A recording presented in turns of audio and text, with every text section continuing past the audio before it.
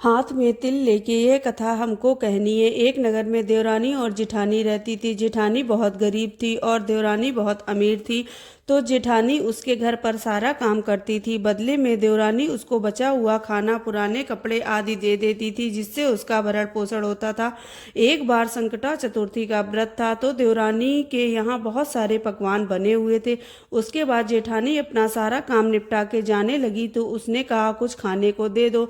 तो उसने कहा आज तो संकट चतुर्थी का व्रत है, अभी तो भोग भी नहीं लगा है, पारण भी नहीं हुआ है, तो कल सुबह बचा हुआ खाना ले जाना। तो वो रोते रोते अपने घर गई। वहां जाकर उसने देखा बच्चे भूख से तड़प रहे हैं। तो फिर ये देखकर जेठ ने उस जेठानी को पीट दिया कि क्या फायदा ऐसा काम करने से जो तुम्हारे बच्चों का पेट भी नहीं भरे और तुम सारा दिन काम करती हो। और फिर वो रोते रोते सो गई। रात को विनायक भगवान आए और उन्होंने कहा मुझे तो बहुत भूख लगी है। तब उस जेठानी ने कहा कि घर पर कुछ भी नहीं है, तिलकुटा थोड़ा सा रखा है, वो खा लीजिए। तो फिर गणेश भगवान ने खा लिया। उसके बाद उन्होंने कहा मुझे शौच जाना है, कहाँ जाऊं? तो उसने कहा टूटी झोपड़ी पड़ी है, जहां मर्जी हो वहां चले जाओ। उन्होंने शौच जाने के बाद कहा कि अपने हाथ पोंछने हैं। तो उसने कहा मेरे सिर पर हाथ पोंछ दो। फिर भगवान ने सिर पर हाथ पोंछ दिए। सुबह उठकर देखती है पूरे घर में हीरे मोती जगमगा रहे हैं। तो फिर वो सब हीरे मोती बटोरने लगी। फिर वो काम पे नहीं पहुंची, तो देवरानी ने बच्चों को भेजा कि जाओ और बुला कर लाओ।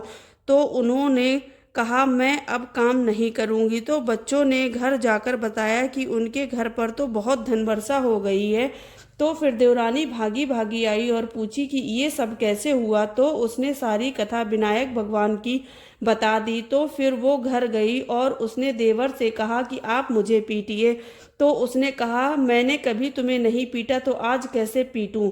तब उसने कहा कुछ नहीं कि आप मुझे पीटिए, आप मुझे पीटिए। उसकी बहुत पिटाई कर दी। तो वो रोते रोते सो गई। रात को आए विनायक भगवान, तो उन्होंने कहा मुझे भूख लगी है। तो उसने कहा कि मावा के लड्डू, तिल, मावा, बहुत कुछ रखा हुआ है, जो मर्जी है वो खाइए। और उन्होंने खा लिए। फिर उन्होंने कहा मुझे शौच जाना है। तो उसने कहा इतना बड़ा घर है, जहां आपकी मर्जी वहां जाओ।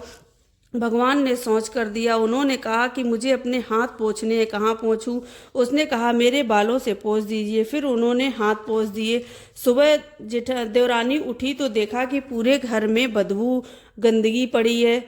फिर वो उसको साफ करने लगी। वो जितना उसको साफ करती, जितना साफ करती, उतनी बढ़ती जाए, बढ़ती जाए। फिर उसने कहा हे भगवान, ये आपने क्या किया? तो उन्होंने कहा तूने लालच के मारे ऐसा किया है, इसलिए तेरे साथ ऐसा हुआ है। फिर उन्होंने कहा जो तेरे पास धन है उसको बांट। फिर उसने अपना आधा धन जेठानी को बांट दिया। उसके बाद उसने एक मटका धन का छुपा लिया। तब विनायक भगवान ने कहा इसको क्यों छुपाया, इसको भी बांटो। फिर उसने उसको भी बांटा। फिर उन्होंने कहा देख तूने लालच के वशीभूत होके ऐसा किया था, उसने भक्ति के वशीभूत होके ऐसा किया। तो भक्ति का फल हमेशा ही पॉजिटिव मिलता है और लालच का फल हमेशा ही नेगेटिव मिलता है।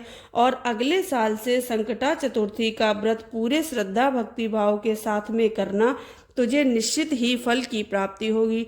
तो जिस प्रकार जेठानी के घर में धन की वर्षा हुई, ऐसे ही कहानी सुनने वाले, हुंकारे भरने वाले के घर में धन की वर्षा हो। और इस तिल को रात में जो अर्घ दोगे उसी जल में मिला लीजिए। बोलो गणेश भगवान की।